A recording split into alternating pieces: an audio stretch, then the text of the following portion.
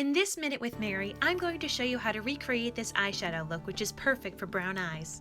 So starting things off, I'm going to use the lightest shade, Timid, with the big fluffy blending brush. Now I'm just going to lightly dab it into that product, and I'm going to place it from my lashes to my brow, just doing a nice sweeping motion. This is setting my shadows up for success. You see, all of these shadows are infused with eye primer to give yourself some 12-hour wear with these colors, but by having a base shade, a nice light shade all over your lid, it's going to allow the other shadows to blend seamlessly and also sit on that powder a little easier than it would just be if it was just your skin.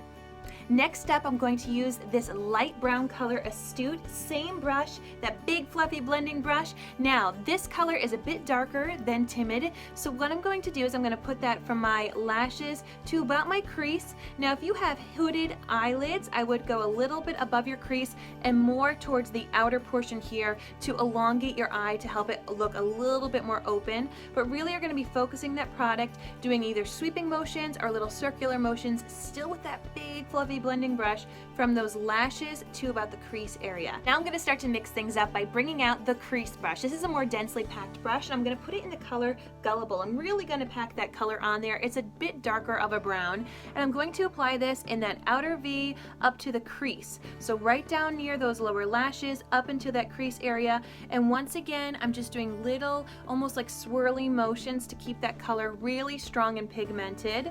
And I'm doing really just that outer third of my eye.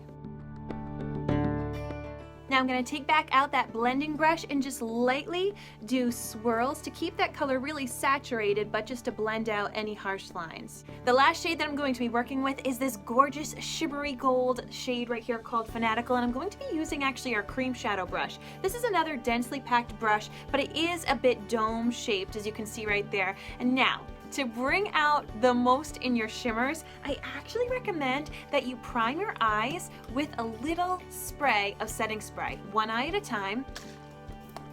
Just a light little spray right there. So what it's going to do is it's going to make it a little wet and a little sticky. While it is still sticky, you're going to rub your crease brush, your cream shadow brush, into the product and then lightly pat. Now the reason I'm saying rub or pat rather than really swoop around is these shimmery shades do want to come up and play. So if you sweep all over the place, they're going to come out to play a little too much. Now you can see, because I used the setting spray, it's picking it up even more. You can use the setting spray or not. I recommend it whenever you're using a bit of a shimmer, just so it really stays put and it really shines to its best potential. As you can see, I'm just patting it on the inner half of that eye, bringing it into the inner corner, and wow, is it beautiful! Time for the other eye. Woo! While it's still wet, once again.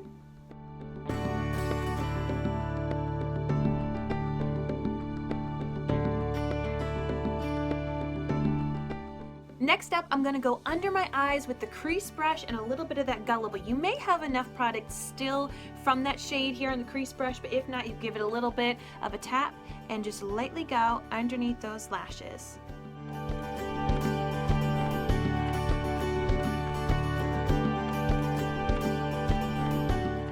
And then you can do the same thing with the cream shadow brush in Fanatical, just a little bit of a pat and put it on that inner corner, just a little bit below and right there where that tear duct is.